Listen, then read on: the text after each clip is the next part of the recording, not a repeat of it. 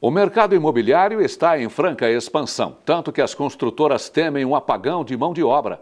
A facilidade nos financiamentos é um dos principais motivadores.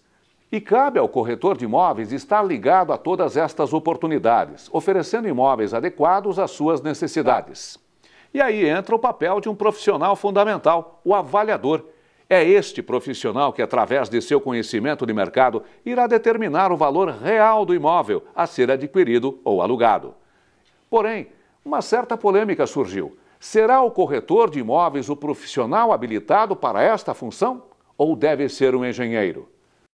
Para esclarecer este tema tão importante, nossa equipe foi ouvir a opinião dos profissionais do segmento. Hoje, o bom avaliador ele tem que estar bem por dentro do que está acontecendo no mercado, tem que estar par do preço médio dos imóveis na região, ele tem que estar muito antenado para o crescimento da cidade, de Curitiba. Isso faz a diferença na avaliação. Para você fazer uma avaliação, você precisa de ter, por exemplo, amostras. Essas amostras, elas têm que ter uma origem correta. Elas têm que ter uma origem coerente. Isso quem dá é o corretor. O corretor chega e fala assim, na rua A, esse imóvel custa X o metro quadrado. Na rua B, já custa Y. Então, ele te passa as coordenadas para você juntar esses dados todos e colocar, eventualmente, numa inferência estatística, que são exigências de órgãos como, por exemplo, a Caixa Econômica ou o Banco do Brasil. Para determinar o preço, a gente tem que ver alguns detalhes, né? Localização, acabamento, face, né?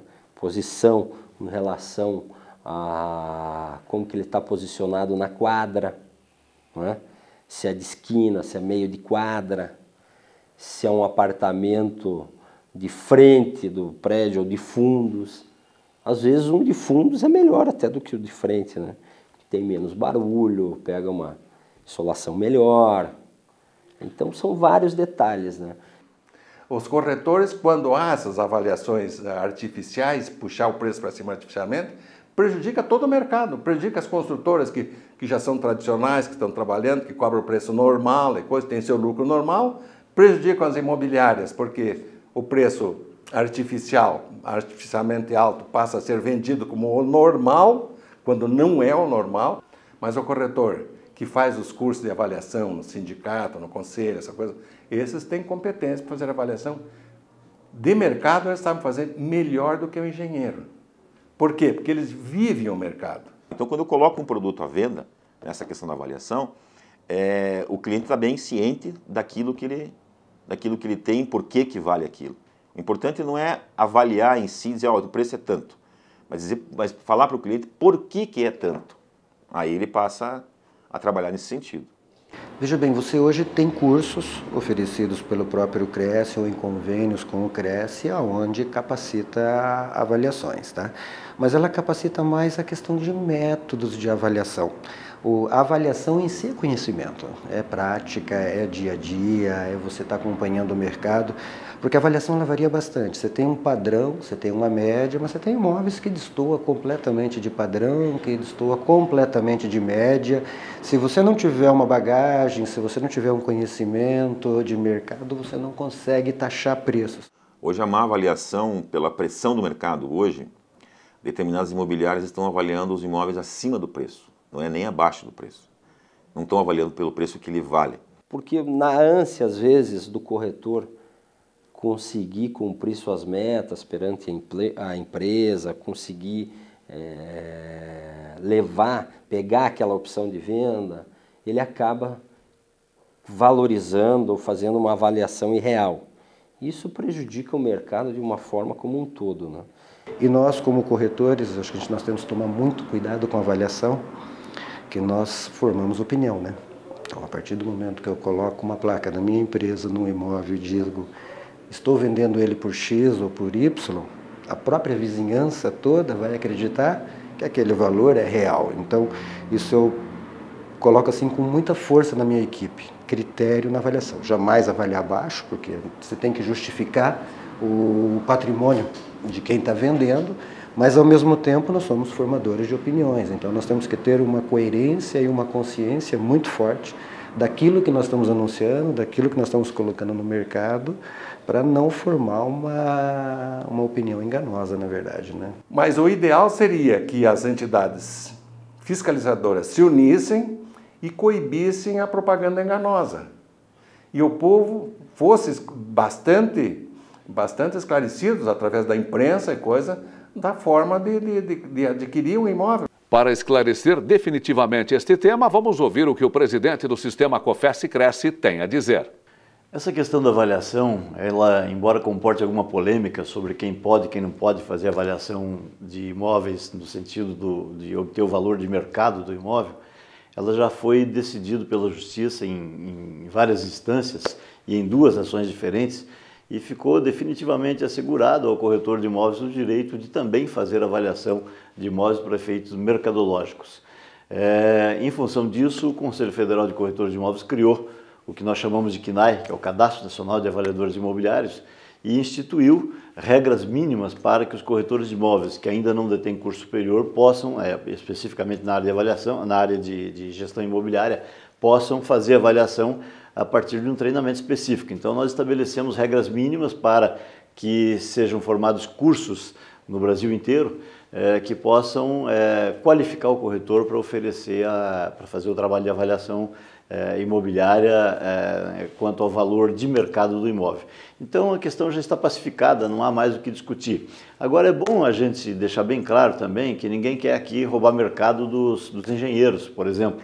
Nós sabemos da importância do engenheiro quando se trata de uma avaliação de cunho absolutamente técnico. Por exemplo, se você quer saber sobre a construtividade do imóvel, sobre os materiais empregados, sobre orçamentação para efeito de construção de uma obra semelhante, coisas dessa natureza, é óbvio que tem que ser o engenheiro para fazer a avaliação.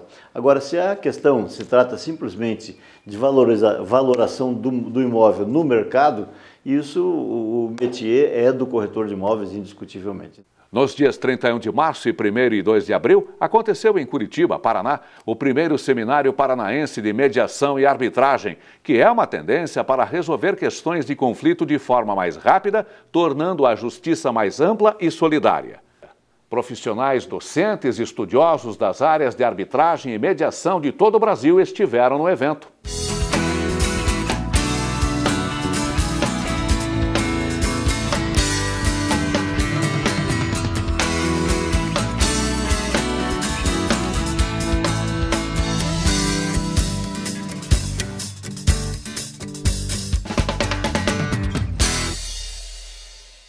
Hoje, no âmbito da arbitragem, a gente já chama atenção no mundo e no âmbito da mediação, a gente já exporta a tecnologia da mediação. Então, para ter uma ideia dessa exportação, eu tenho ido a outros países para capacitar mediadores. Então, nossa instituição foi a responsável pela capacitação dos 70 mediadores em Portugal, de um projeto chamado Julgados de Paz. Foram os primeiros 70, isso a partir de 2001. Essa exportação é em função da nossa qualidade aqui, da nossa preocupação justamente em promover a essência mesmo da mediação. Bom, primeiro, uma forma de fazer justiça mais especializada. Você, quando dirige uma causa para um árbitro, você está falando com um interlocutor válido, uma pessoa que tem o tempo para te receber, um especialista na matéria. Então você, naturalmente, vai ter um julgamento mais rápido e de menor qualidade. No dia 31 de março, em Belém, no Pará, aconteceu a reunião plenária do sistema COFES-Cresce. Todos os presidentes dos CRESSES e o presidente do COFES estiveram presentes para debater questões pertinentes à profissão de corretor de imóveis. Estas reuniões têm como objetivo buscar soluções que refletem em todo o mercado imobiliário nacional. E agora as notícias do mercado. Donald Trump vende flat de luxo de Nova York em São Paulo. Empresas belgas anunciam investimentos na região de Campinas. Indústria faz móveis inspirados na classe A para atrair as classes C e D. Entrada líquida de dólares no país bate recorde no primeiro trimestre. Condomínios criam regras cada vez mais polêmicas e irritam moradores. Compra de imóvel pela internet tem 15% de desconto. Uma tendência que está chamando a atenção do mercado imobiliário é a migração de empresas das grandes capitais para o interior. Há 10 anos, 8 de cada 10 shoppings eram construídos nas capitais. Hoje, 6 em cada 10 estão nas cidades do interior. E qual o resultado disso? Mais de 60 mil novos empregos devem ser criados fora dos grandes centros até o ano que vem. Não importa onde ou qual é o compromisso, no fim eles sempre param no mesmo lugar. O ponto, de referência é aqui. Então aqui você encontra tudo, tem diversidade, tudo que você procura tem. A questão do shopping no interior é muito interessante, porque você tem que ir para os grandes centros para poder comprar. É neste tipo de consumidor que os donos de shoppings estão de olho. Eles descobriram nas cidades do interior um grande potencial de investimento. Tanto que dos 56 novos shoppings com inauguração prevista até 2012, 32 estão em municípios com menos de 1 milhão de habitantes. Em função do potencial de consumo e do crescimento, e a distância em relação aos grandes centros também. Christian trabalha em um grupo que administra 40 shoppings no país, a maioria em cidades do interior como Uberlândia. Para acompanhar a demanda de vendas, o empreendimento ganhou obras de ampliação que exigiram investimento de 80 milhões de reais.